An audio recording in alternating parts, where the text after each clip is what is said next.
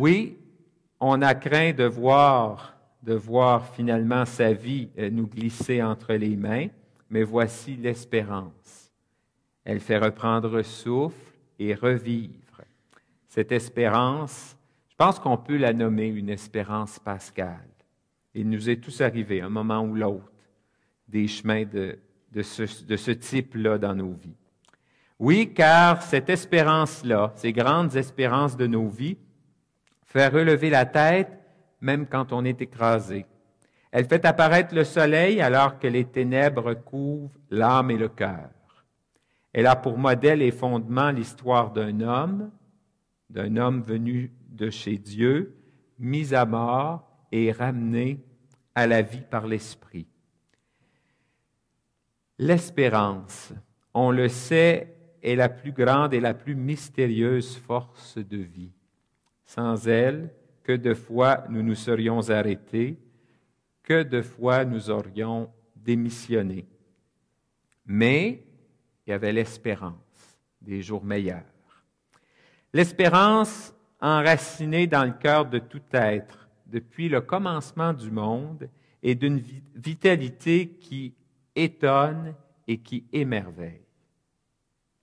Si on n'a pas été témoin de ça dans sa propre vie, on l'a été pour d'autres.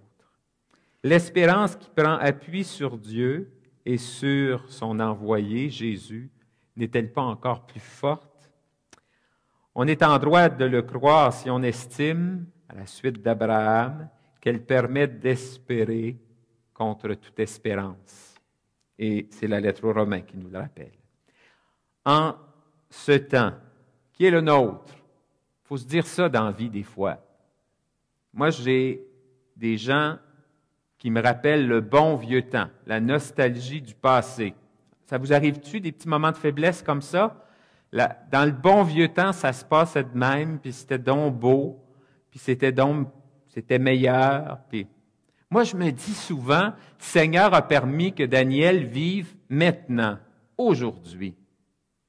Et c'est aujourd'hui, ce temps que le Seigneur nous donne, le nôtre, où l'espérance n'est peut-être spontanément pas joyeuse, peut-être que l'espérance c'est difficile, mais il convenait, me semble-t-il, à cause de ce qu'on vit, vous et moi, à cause de ce qui se passe dans notre monde, à cause de ce qui se passe aussi dans notre Église, de parler, de converser sur l'espérance.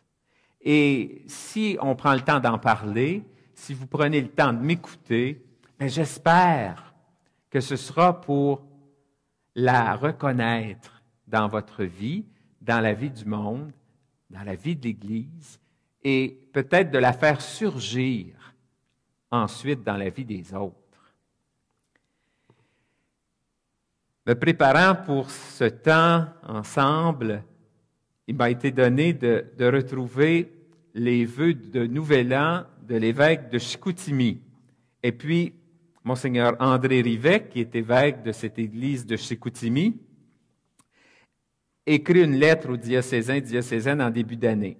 Il dit « J'ai, comme évêque du diocèse, le privilège de pouvoir vous offrir mes vœux. » Bon, voilà. Et c'est un plaisir de le faire. Et il dit « Je vais en profiter. » Bon, hein, c'est l'occasion lui est donnée comme premier pasteur de cette église. Et il dit, et c'est pour ça que je vous partage ce qu'il a écrit en début d'année pour 2011, il y a un premier vœu que je voudrais formuler pour notre Église diocésaine. En vous regardant, vous les membres des différentes communautés paroissiales, avec les membres de vos équipes pastorales et les membres des services diocésains, je constate, comme moi, vous êtes à la fois des destinataires et des artisans de ce vœu. Et il dit, ce vœu, pour 2011, le premier, c'est l'espérance. Il n'y a pas juste moi qui pense à l'espérance, puis qui pense de partager cette vertu, de réfléchir là-dessus. Et Monseigneur Rivet continue en disant, « Je vous souhaite l'espérance qui est lumière sur nos routes personnelles et communautaires. La lumière repousse la noirceur. Elle éclaire la route parfois ombragée. Elle fait apparaître le but à atteindre. Elle donne le goût aux marcheuses et aux marcheurs que nous sommes d'aller jusqu'au bout. Il parle toujours de l'espérance. Oui, nous en avons besoin en cette période plus mal éclairée de la vie de l'Église et de la société civile. Mais en même temps, nous avons été choisis pour mettre ensemble nos talents, nos charismes, afin d'être artisans. J'ose emprunter le mot à ma devise épiscopale, messagère, messager d'espérance, et entraîner, dit-il, nos sœurs et nos frères en humanité vers une vie plus belle au quotidien, vers la vie qui a nom Jésus le vivant. On le sait, c'est dans une expérience signifiante de rencontre avec lui, Jésus, avec le Christ, qu'on atteint ce qu'on souhaite le plus au monde comme humain, le bonheur. Nos contemporains ont besoin de vous, de moi, et Monseigneur Rivet continue en disant, ils ont besoin de nous pour leur en proposer les voies d'accès et pour les y accompagner. Et au fond, il prend un peu ce que j'ai le goût de vous faire vivre durant ce temps de retraite. Que notre réflexion sur l'espérance chrétienne, bien sûr, parce que comme disciple du Christ, on ne peut pas séparer l'espérance de la réalité du Christ, et bien que ça puisse nous amener à la reconnaître dans nos vies, mais aussi être pour les autres des sources d'espérance, être pour les autres des occasions de vouloir grandir dans cette vertu. Oui, l'espérance rend possible la réalisation de nos aspirations les plus profondes et humainement, je dirais, les plus folles. Elle nous y fait croire fortement et nous donne le courage d'y travailler d'arrache-pied. Parce que l'espérance, comme toute autre chose, ça n'arrive pas tout seul. Il faut le vouloir et il faut y travailler. Je parlais de liturgie durant le temps de l'Avent en particulier, qui est certainement un temps d'espérance en Église, parce qu'on se prépare à accueillir le Seigneur qui vient, et pas juste à célébrer l'événement de la première naissance, Noël à Bethléem, Jésus, mais le second avènement du Christ, le Christ reviendra, ça nourrit notre espérance. Eh bien, on a des textes durant l'Avent. Je ferai naître un germe de justice, le loup habitera avec l'agneau, le léopard se couchera près du chevreau, la vache et l'ours auront même pâturage.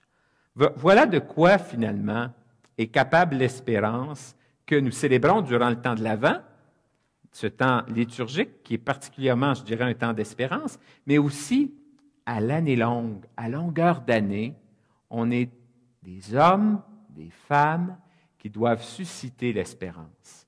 Et ça reste pour nous le grand défi, je pense, de témoignage dans le monde dans lequel on vit. Parce qu'on a tous, dans nos petits moments de faiblesse, la tentation de voir ce qui va mal, de voir ce qui ne va pas bien. Et l'espérance nous amène à regarder la vérité, à faire la vérité, mais en même temps à regarder les choses dans leur vérité, mais dans l'espérance, sachant que tout n'est pas terminé, tout est possible, particulièrement parce que Dieu nous accompagne, il marche avec nous sur la route. Espoir, espérance, deux mots de même racine qui invitent à croire que demain pourra être mieux qu'aujourd'hui et qu'il vaut la peine, entre-temps, de tenir le coup. Oui, frères et sœurs, que ce temps ensemble ravive notre espérance et que ce temps ensemble nourrisse notre foi pour que nous puissions chercher à vivre encore plus de charité. Parce que foi, espérance et charité, on ne peut pas séparer les trois. Et on prendra le temps de regarder ensemble ces vertus théologales qui viennent de Dieu et qui nous ramènent à, je dirais, de l'essentiel dans notre appartenance au Christ. Oui, l'espérance, comme je l'ai dit tantôt, rend possible plein de choses. Elle est déjà là dans nos vies. Je souhaite aussi que ce temps ensemble nous permette de reconnaître comment, dans nos vies jusqu'à maintenant, le Seigneur a été pour chacune de nous une source d'espérance. Comment il a été, à travers les événements de nos vies, à travers les rencontres de personnes, source d'espérance pour nous. Déjà, si on arrive à faire ça, ce sera une belle occasion qu'on aura passé ensemble, ce temps qui nous est donné et que le Seigneur nous donne pour goûter à l'espérance. Oui, Seigneur, donne-nous la force de te reconnaître, de te voir et garde-nous dans ton amour, garde-nous dans l'espérance pour que nous puissions avancer vraiment dans la foi. Cette émission a été rendue possible grâce à vous. Foi et Télévision chrétienne apprécie énormément votre soutien spirituel et temporel. Si vous ne faites pas encore partie du réseau de soutien de Foi et Télévision chrétienne, nous vous invitons à faire parvenir votre contribution à l'adresse indiquée à l'écran. Que le Seigneur, qui ne se laisse pas vaincre en générosité, vous le rende au centuple.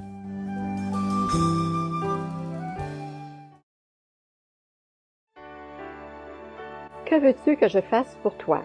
Était le thème du congrès annuel de Foi et Télévision chrétienne avec l'abbé Jacques Kabengou, l'abbé François Kébouengué et le père Pierre-Olivier Tremblay. Ne tardez pas, procurez-vous ces DVD en faisant parvenir votre chèque à l'adresse indiquée à l'écran.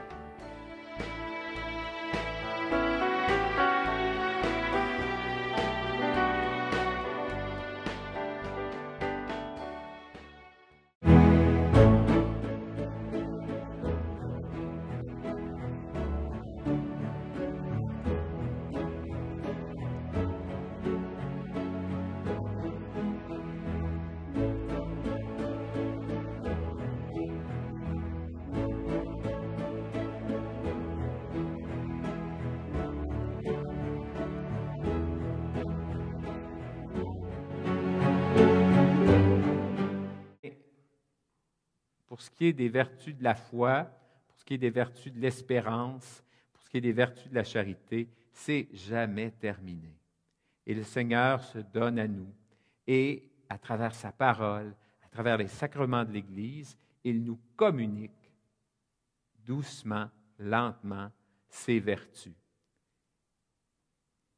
Jésus est notre avenir. Il ne suffit pas d'épeler Jésus-Christ au passé. Il est né à Bethléem, il nous a donné l'Évangile, il a guéri, il a consolé, il est mort, il est ressuscité. Il ne suffit pas non plus de parler de lui au présent. Il est parmi nous, il marche avec nous, il nous fait communier à la vie du Père. Après le passé, après le présent, il faut en venir au futur. Et si je vous dis tout ça, évidemment, c'est avec mon thème de l'espérance que je reviens. Il reviendra dans la gloire. C'est là notre espérance. Supprimer ce futur et plus rien ne tient. Tout n'est plus que du vent. Saint Paul dit, si le Christ n'est pas ressuscité, votre foi ne mène à rien. Mais s'il ne revient pas, nous ne sommes pas plus avancés. S'il ne revient pas, sa résurrection n'est pas aussi pour nous, elle n'est plus que pour lui. Je te dis que si